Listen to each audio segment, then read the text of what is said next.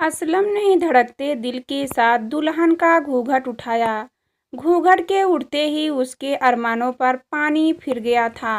असलम ने फौरन घूंघट गिरा दिया। अपनी दुल्हन को देखकर असलम का दिमाग भन्ना गया था। असलम ने धड़कते दिल के साथ दुल्हन का घूंघट उठाया। घूंघट के उठाते ही उसके अरमानों पर पानी फिर गया था। असलम ने फौरन घूंघट गिरा दिया। अपनी दुल्हन को देखकर असलम का दिमाग भन्ना गया था। वह उसे अपने ख्वाबों की शहजादी की बजाय किसी भुतहा फिल्म की हीरोइन लग रही थी। असलम ने अपने दांत पीस लिए और दरवाज़ा खोलकर बाहर निकल गया। बड़ी भाभी बरामदे में टहलते हुए अपने रोते हुए मुन्ने को चुप कराने की कोशिश कर रही थी। असलम उनके पास चला गया। मेरे साथ आइए भाभी। असलम भाभी का हाथ पकड़कर बोला, हुआ क्या है? भाभी उसके तेवर देखकर हैरान थी। पहले अंदर चलिए। असलम उनका हाथ पकड़कर उन्हें अपने कमरे में ले गया। यह दुल्हन पसंद की है आपने मेरे लिए। असलम ने दुल्हन का घूंघट झटके से उठाकर भाभी से पूछा, मुझे क्या पता था कि तुम सूरत को अहमियत दोगे। मैंने तो सीरत परखी थी। भाभी बोली, आपसे किसने कह दिया कि सूरत वालों के पास सूरत नहीं होती? असलम ने जल भूनकर भाभी से पूछा।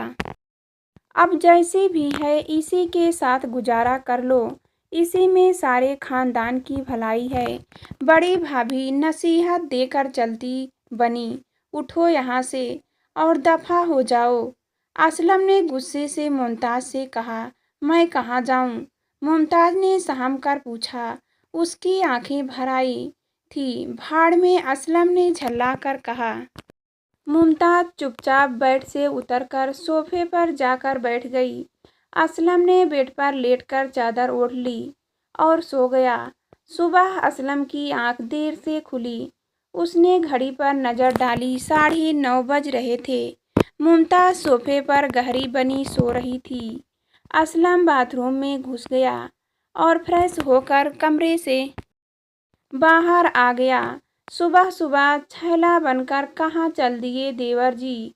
कमरे से बाहर निकलते ही छोटी भाभी ने टोक दिया, दफ्तर जा रहा हूँ। असलम ने होठ सिकोड़ कर कहा, मगर तुमने तो 15 दिन की छुट्टी ली थी। अब मुझे छुट्टी की ज़रूरत महसूस नहीं हो रही। दफ्तर में सभी असलम को देखकर हैरान थे, मगर उसके गुस्सैले मिजाज को देखते हुए किसी ने उससे कुछ नहीं पूछा। शाम को असलम थका हारा दफ्तर से घर आया तो मुमताज सजी धजी हाथ में पानी का गिलास पकड़े उसके सामने खड़ी थी। मुझे प्यास नहीं है और तुम मेरे सामने मत आया करो, असलम ने बेहद नफरत से कहा। जी कहकर मुमताज चुपचाप सामने से हट गई।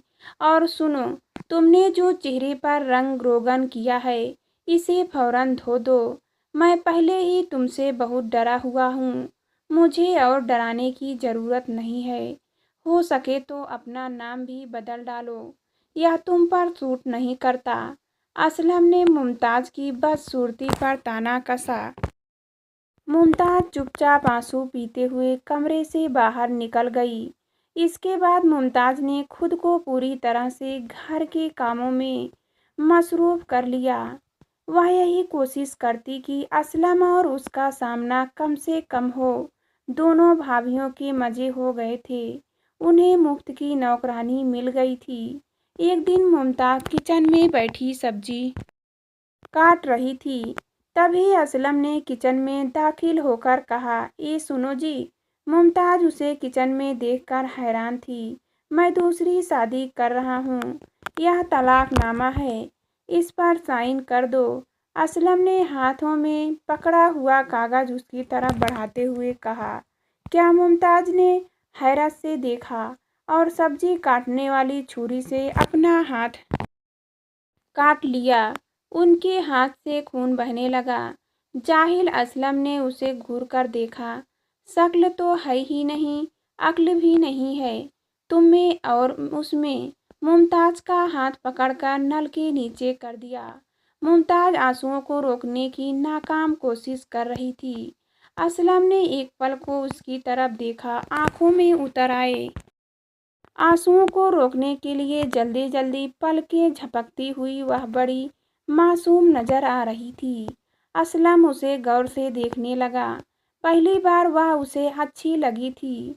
वह उसका हाथ छोड़कर अपने कमरे में चला गया। बेड पर लेटकर वह देर तक उसी के बारे में सोचता रहा। आखिर इस लड़की का कसूर क्या है? सिर्फ इतना है कि यह खूबसूरत नहीं है, लेकिन इसका दिल तो खूबसूरत है। पहली बार असलम को अपनी गलती का एहसास हुआ था। उसने तलाकनामा फाड़कर डस्टबिन में डाल दिया। असलम वापस किचन में चला गया। मुमताज़ किचन की सफाई कर रही थी। छोड़ो यह सब और आओ मेरे साथ। असलम पहली बार मुमताज़ से बेहद प्यार से बोला। जी बस अब जरा सा काम है। मुमताज़ उसके बदले मिजाज को देखकर हैरान थी।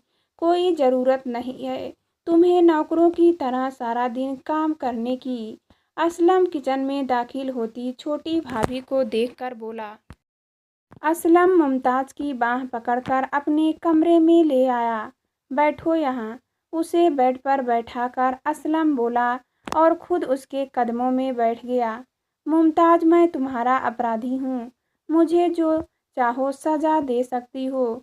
मैं खूबसूरत चेहरे का तलबगार था, मगर अब मैंने जान लिया है कि ज़िंदगी को खूबसूरत बनाने के लिए खूबसूरत चेहरे की नहीं बल्कि खूबसूरत दिल की ज़रूरत होती है। प्लीज़ मुझे माफ़ कर दो।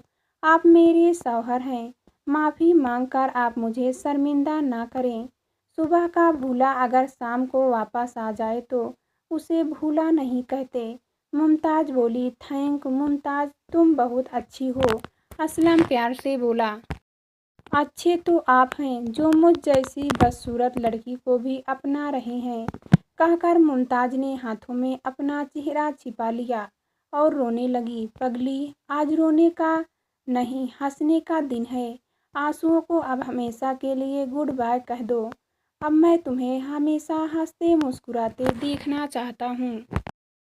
और खबरदार, जो अब कभी खुद को बदसूरत कहा, मेरी नज़रों में तुम दुनिया की सबसे हसीन लड़की हो।